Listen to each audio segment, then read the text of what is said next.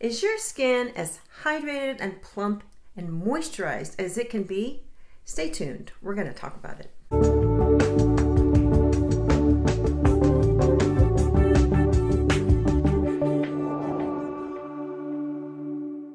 Welcome back. Christine Byer here, licensed esthetician for 20 years. If you're new here, welcome. If you're not new here, welcome. We talk about skincare journeys here because it's never one thing that we do to our skin that makes it look great. It's usually a combination of things. Oh, by the way, if you haven't subscribed, please consider subscribing if you find my content valuable. I would be really grateful. So, getting down to hydration. I think American culture really takes a shortcut to hydration. Over the years, I've been doing this for 20 years, and over the years I've seen how we really just essentially, everybody knows to, get out of the shower and put moisturizer on right away, right? To lock in that moisture. So why don't we do that with our regular skincare routines? If you think about it, Koreans, they really focus on hydration. And I've done that video on the 7 skins, which means 7 layers, where we take 7 layers of what they call essence or toner, not like our toner, it's actually hydrating, where they're layering on these water-like, these gel-like layers of hydration. So if you think about how plump would your skin be if you gave it 7 drinks of water? If you do it on a regular basis, you're gonna look like you've just had a facial just about every day.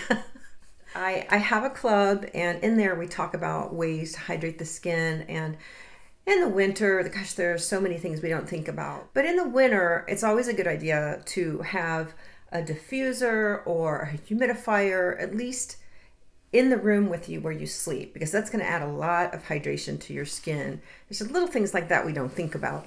Moisturizer. Is your moisturizer heavy enough? We need to change our moisturizer from summer to winter. And so we're getting ready to go into some pretty humid months. So we would want to still trap in the moisture, but do it in a lighter way, something that agrees with our skin. So if you're a little more oily, prone to oiliness and breakouts, you definitely want to go lighter in the summer.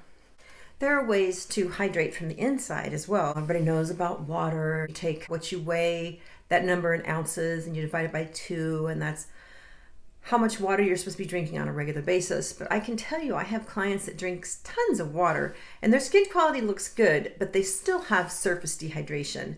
And really, all that water your internal organs get first. And so we can't count on that internal moisturizer to do all the work. We really have to combine them. Something that people don't think about is another way to hydrate the skin is make sure you're exfoliated.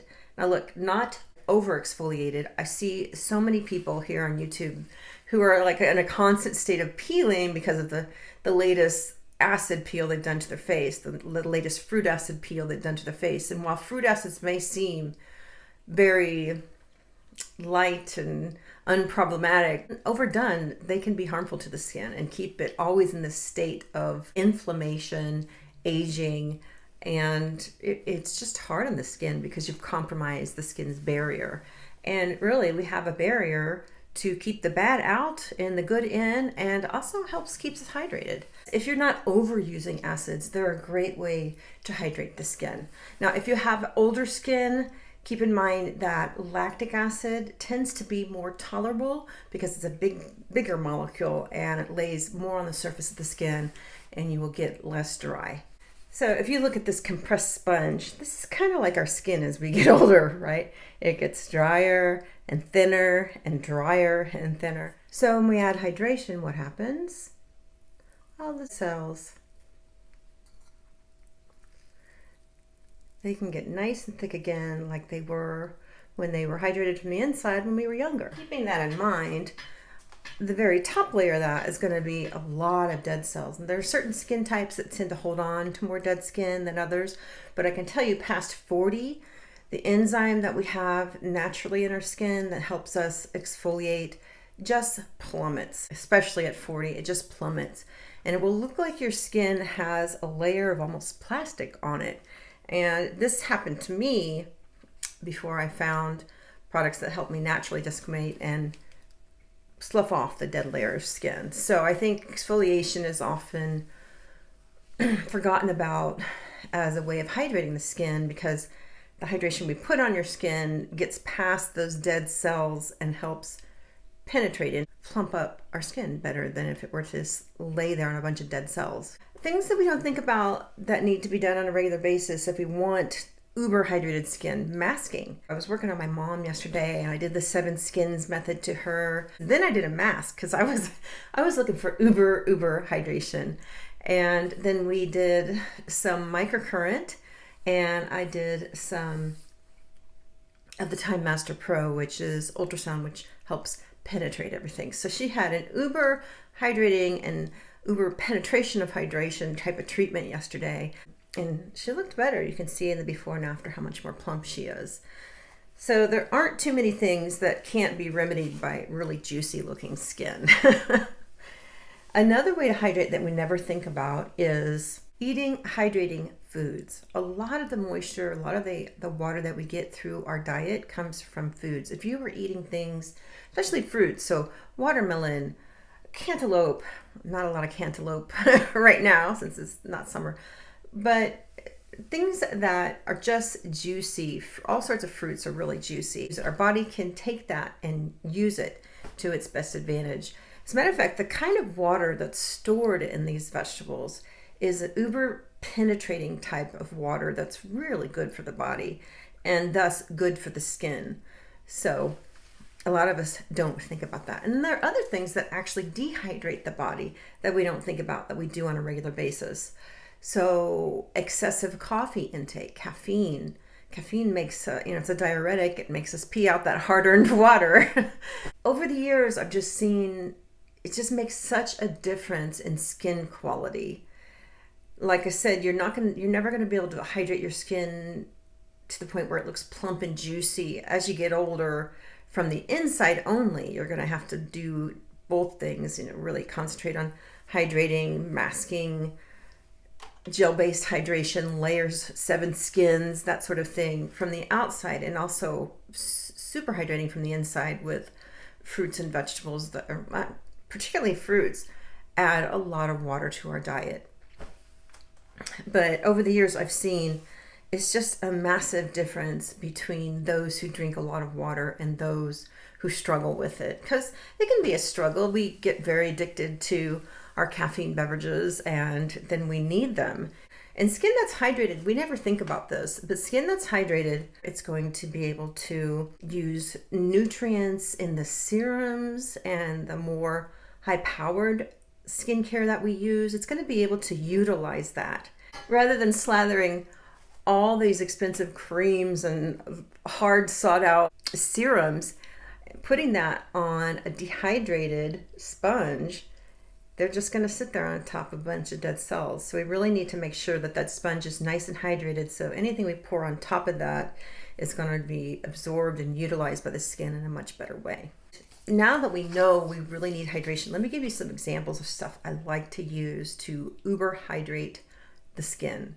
So yesterday I used this on my mother after we had done the 7 skins. Now, you could do it either way. It was maybe a little excessive, but my mom is older and she's got some very dehydrated skin. So first I used a fruit acid peel. I removed that. And then we did 7 skins, and then we did this mask because I knew her skin would be able to hold more hydration. I just knew it. So, and then I did the Master Pro or Ultrasound, and then I did Microcurrent all over this mask. So that's just a nice multitasking way of getting even better results from the time you invest in your skin. So if you're gonna do a 7 skins or a 7 layer treatment to your skin, it's really good to, this is the Hyal. This is a nice essence. It's a bunch of different molecular weights of hyaluronic acid, and that's why it's called Hyal, and it's falling. So we did 7 layers of this, and you just pat it into the skin, and your skin's gonna go and then you pat it, you let it sort of absorb for a second, and then you do another little drop or two, and then you pat it in. And so I did this on my mother yesterday 7 times after I had exfoliated with some fruit acids. And we did this 7 times, and it just kept sucking it up and sucking it up and sucking it up. And then I went in with that sensitive mask, this mask. And so these are all Korean products. The Koreans tend to do essences and toners really well. And the difference between an essence slash toner slash ampule versus a serum is that the essence toner ampule is just going to be more water-based for that deep hydration to the skin, where a serum tends to be a little more active and has more active ingredients. And so they are perfect when sandwiched together. That's all going to just sink right in because it's got that layer of hydration. That sponge is already soaked and it's just going to soak in some more. Now, if you were to put a moisturizer on, what's the difference between this and a moisturizer? Now, you go in and you put a moisturizer on. Do you see how that's absorbed? If you go in and you put a moisturizer on, this is a perfect time to do that, right? You go in and you put a moisturizer on, and that seals it in. However, if I put this on top of moisturizer, the moisture, although it forms a barrier and keeps that in, it's also going to keep this from absorbing. So this is kind of just become this soupiness that's going to stay on top of the skin and take longer to soak in. So what you need to do is always do your hydrating steps and then seal the deal with your moisturizer. And I like to do, when I do the 7 skins, I like to do, it's called, the Koreans call it slugging. And I will go in with a really heavy duty moisturizer. So I like the Cavi, as this tends to be very, very hydrating. So I will go in and just shellac the face with this after all those layers of hydration. So yes, the Koreans, you're going to see this turns white because it's oxygenating to push in the active ingredients in it. Well, I love this. This is so interesting, this product. Anyway, this is Korean, naturally. When you slug, you're basically doing the 7 skins or 3 skins or how many ever layers of hydration you could put in, or doing a mask and then putting on a really, they actually use like Vaseline. I've heard that people using, I'm like, oh no, I won't be using Vaseline. That seems like all that work for nothing. I'm going to put something really moisturizing on that's got some nice active ingredients because I know those are just going to slide in past all that moisture. So I'm not going to waste that on Vaseline. I'm going to be doing something really nice for the skin. There are other ways to hydrate the skin. I'm basically talking about just the 2 layers, the epidermis, the dermis, just that superficial part that really shows, that surface dehydration, that really shows when it's dehydrated. You see it in your makeup, you see it when you smile. But there are other things that lead to deep dehydration in the skin, and I've talked about this quite a bit. If you go back to the sponge analogy and you think about all the facial expressions you've made over your lifetime and how we tend to lose that microcirculation that's at the tippy top of our skin, that's our circulation sort of shuts down from the outside in as we get older. That's why when new clients come in and if they have all this dehydration that has formed from repetitive facial expressions that has etched into their face, I will go in with the ANMA, and this is the ANMA. It is a gua sha tool, and I will go in and start to work out that stuck fascia. And fascia is what holds our skin together. It holds our organs and endocrines in place, and it is interwoven throughout the body. It's sort of the glue that holds us together. You think about these wrinkles that we get over time, and they will cut down on microcirculation. That fascia, which is like this 3D spider web holding everything in place, will get fault lines in it. And so if we go in and we start working that fascia free, and like I said, it's at all different levels. It's like this 3D spider web. So there's superficial fascia and deep fascia, and it will slow down circulation and hydration, lymphatic drainage in this area. And so this is hydration and anti-aging gold.